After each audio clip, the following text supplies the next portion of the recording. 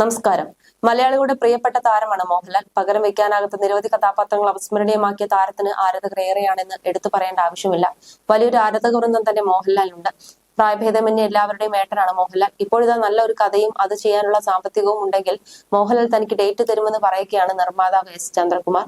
മോഹൻലാൽ സാറിനെ വെച്ച് ഒരു പടം ചെയ്യണമെന്നത് മരിക്കുന്നതിന് മുമ്പുള്ള തന്റെ വലിയൊരു ആഗ്രഹമാണ്. അത് നടക്കുമെന്ന വിശ്വാസമുണ്ട്. അതിനെതിരായി ആര് പാര പണിഞ്ഞാലും നടക്കില്ലെന്നും അദ്ദേഹം പറയുന്നു.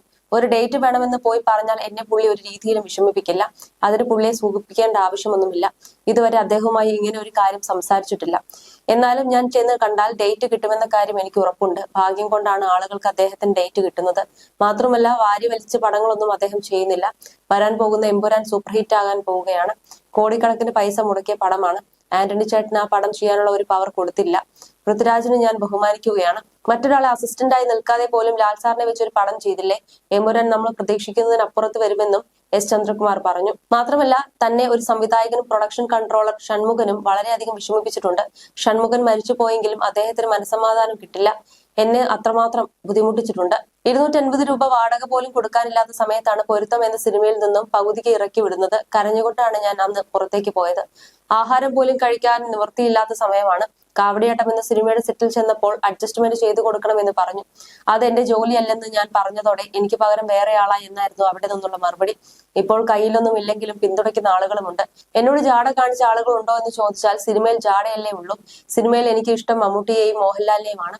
മമ്മൂട്ടിയുമായി എല്ലാ പടത്തിലും കൂടെ പോയിരുന്ന വ്യക്തിയാണ് ഞാൻ. ഇപ്പോഴല്ലേ മറ്റു ചിലരൊക്കെ ഇടിച്ചു കയറിയത്. പുള്ളിക്ക് നടക്കാൻ പറ്റാത്ത സ്ഥിതിയാണ്. ചെരുപ്പ് വരെ തുടച്ച് ഇടിച്ചു കൊടുക്കാൻ ആളുണ്ട്. എം.ഒ. ദേവസ്യ മമ്മൂട്ടി മേക്കപ്പ് മാൻ ആയിരുന്ന കാലം മുതൽ ഞാനുണ്ട്. കിഴക്കൻ പത്രോസും കോട്ടയം കുഞ്ഞച്ചനും ഒക്കെ ചെയ്യുമ്പോൾ എം.ഒ. ദേവസ്യാണ് മേക്കപ്പ് മാൻ. അതിനുശേഷമാണ് അദ്ദേഹത്തിന്റെ മകൻ ജോർജ് വരുന്നത്. എന്നെ അദ്ദേഹം പള്ളിയിലൊക്കെ പോകുമ്പോൾ കൂടെ കൂട്ടും. തിരികെ കൊണ്ടുവരികയും ചെയ്യും. മമ്മൂട്ടി എത്ര നടന്മാർക്ക് അവസരങ്ങൾ ഉണ്ടാക്കി കൊടുത്തിട്ടുണ്ട്.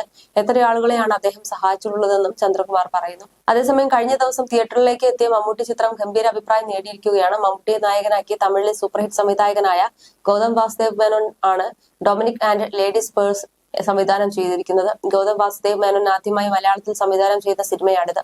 മമ്മൂട്ടി കമ്പനിയുടെ ബാനറിൽ മെഗാസ്റ്റാർ തന്നെയാണ് ഈ ചിത്രം നിർമ്മിച്ചിരിക്കുന്നത്.